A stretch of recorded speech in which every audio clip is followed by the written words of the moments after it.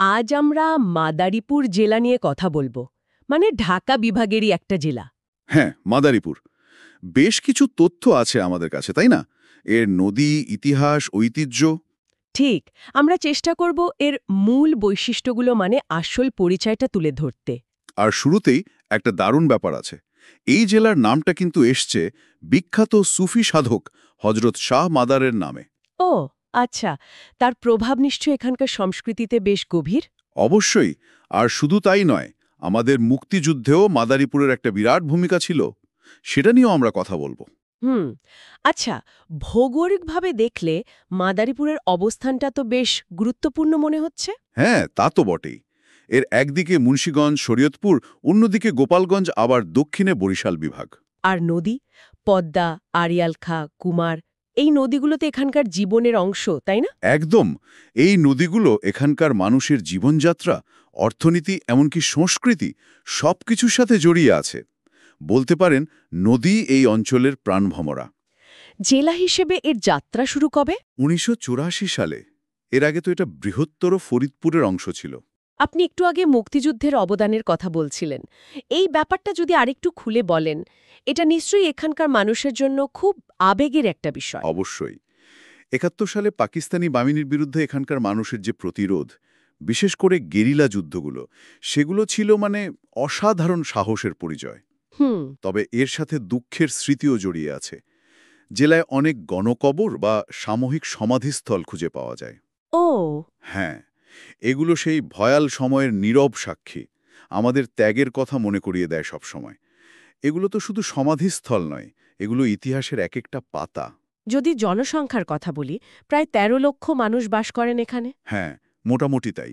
বেশিরভাগই মুসলিম, তবে হিন্দু সম্প্রদায়ের মানুষও উল্লেখযোগ্য সংখ্যায় আছেন। বেশ ভালো একটা সাম্প্রদায়িক সম্প্রীতি দেখা যায়। আর ভাষা, বাংলা তো বটেই, কিন্তু কোনো বিশেষত্ব আছে কি, আঞ্চলিক টান বা এরকম কিছু? মানুষের কথায় নাকি নদীর একটা প্রভাব পাওয়া যায়। ইন্টারেস্টিং। হ্যাঁ, হয়তো তাদের জীবনের মতোই তাদের ভাষাও কিছুটা নদীকেন্দ্রিক। আর সংস্কৃতির কথা যদি বলেন, সুফিবাদের প্রভাব তো আছেই। যেমন?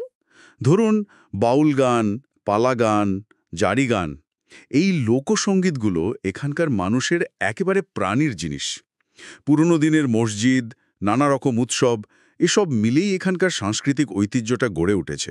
অর্থনীতির দিকে যদি তাকাই, নদী যখন এত গুরুত্বপূর্ণ, তখন তো কৃষি আর মাছ ধরাটাই প্রধান হবে। ঠিক ধরেছেন। এখানকার মাটি বেশ উর্বর, বুঝলেন, পলি মাটি। তাই পাট, ধান, আখ, পান, সরিষা এইসব ফসল খুব ভালো হয়। আর মাছ? নদীনালা, বিল তো প্রচুর, তাই মাছেরও অভাব নেই। পাশাপাশি এখানকার ছোট ছোট তাঁতশিল্প, মাটির কাজ, এগুলো বেশ পুরনো আর অর্থনীতির জন্য গুরুত্বপূর্ণ। আচ্ছা। আর এই যে ছোট ছোট নদী বন্দর, ফেরিঘাট, এগুলো কিন্তু স্থানীয় ব্যবসা বাণিজ্যে দারুণ সাহায্য করে। এখানকার হাতে তৈরি পাটের জিনিসও কিন্তু বেশ বিখ্যাত। মাদারীপুরের কথা উঠলে একটা জিনিসের কথা না বললেই নয়, সেটা হলো খাবার। আমি শুনেছি এখানকার খাজা নামে একটা মিষ্টি খুব বিখ্যাত। ও হ্যাঁ, মাদারীপুরের খাজা, এটা তো এক কথায় অসাধারণ। শুকনো, ভাজ করা, মুচমুচে একটা মিষ্টি, মুখে দিলেই মিলিয়ে যায়। শুনেই তো খেতে ইচ্ছে করছে। আর কি কি আছে? আরে অনেক কিছুই। যেমন ধরুন, সর্ষে ইলিশ, তারপর নানা রকম শুটকি ভুনা, শীতকালে গ্রামে গ্রামে পুলি পিঠা হয়, আর ক্ষীরের ছাপা সন্দেশটাও খুব বিখ্যাত। আর এখন তো পদ্মা সেতু হয়েছে, শিবচর উপজেলাটা নিশ্চয়ই আরও গুরুত্বপূর্ণ হয়ে উঠেছে। অবশ্যই। পদ্মা সেতুর কারণে শিবচর এখন বলতে গেলে দেশের অন্যতম একটা প্রবেশদ্বার হয়ে গেছে। যোগাযোগ তো বটেই, কৌশলগতভাবেও এর গুরুত্ব অনেক বেড়েছে। দেখার মতো কি কি জায়গা আছে, সংক্ষেপে যদি বলেন? দেখুন, বাবা মাদারে মাজার শরীফ তো আছেই, এছাড়াও কিছু ঐতিহাসিক পুরনো মসজিদ আছে। শিবচরে পদ্মা সেতুর ভিউ পয়েন্টটা দারুণ জনপ্রিয়। আচ্ছা। একটা খুব পুরনো স্কুল আছে, ১৮৮৫ সালে তৈরি। আর বিল রুট নামে একটা জলাভূমি এলাকা আছে, সেটাও বেশ সুন্দর।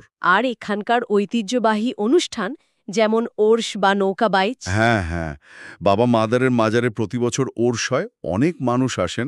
শীতকালে পিঠা উৎসব হয়, আর নদীতে নৌকা বাইচ, ওফ, সে তো এখানকার মানুষের প্রাণের উৎসব। দারুণ। এছাড়াও লাঠি খেলা, হাডুডু এ ধরনের গ্রামীণ খেলাগুলোও কিন্তু এখনও টিকে আছে। এগুলো মাদারীপুরের সংস্কৃতির জীবন্ত অংশ। এই অঞ্চলের কিছু বিখ্যাত মানুষের কথাও তো বলা দরকার। নিশ্চয়ই। যেমন ধরুন, প্রখ্যাত সাংবাদিক তোফাজ্জল হোসেন মানিক মিয়া, তিনি তো এই মাদারীপুরেরই সন্তান। হ্যাঁ, মানিক মিয়া। আর মুক্তিযুদ্ধে অবদান রাখা অসংখ্য বীর মুক্তিযোদ্ধা তো আছেনই, তাদের জন্মভূমি এই জেলা। তাদের ত্যাগেই তো আমরা স্বাধীন বাংলাদেশ পেয়েছি। মানে খুব বেশি হলে ঘন্টা 3 লাগে, 75-80 কিলোমিটার দূরত্ব তো। যোগাযোগের এই উন্নতিটা নিশ্চয়ই মাদারীপুরের জন্য অনেক বড় একটা ব্যাপার। অবশ্যই নতুন অনেক সম্ভাবনার দরজা খুলে গেছে এর ফলে। তাহলে সব মিলিয়ে আমরা বলতে পারি মাদারীপুর মানে হলো নদীর জীবন, সুফি ঐতিহ্যের ছোঁয়া, মুক্তিযুদ্ধের গৌরব, খাজার মতো মিষ্টি আর নৌকাবাইচের মতো উৎসবের এক দারুণ মিশ্রণ। ঠিক। আর এখানেই কিন্তু একটা প্রশ্ন মনে আসে, যে জেলাটা ঐতিহাসিকভাবে এতখানি নদী নির্ভর ছিল, পদ্মা সেতুর মতো একটা বিশাল ব্যাপার, সেটা এর অর্থনীতি আর দেশের অন্য অংশের সাথে যোগাযোগের ক্ষেত্রে ভবিষ্যতে ঠিক কী রকম প্রভাব ফেলবে? এটা আসলেই ভাদার মতো একটা বিষয়। মানে নদীপথের গুরুত্ব কি আগের মতোই থাকবে, নাকি কমে যাবে, অথবা হয়তো নতুন কোনো ভারসাম্য তৈরি হবে? এটা নিয়ে কিন্তু আমাদের আরও ভাবার সুযোগ আছে।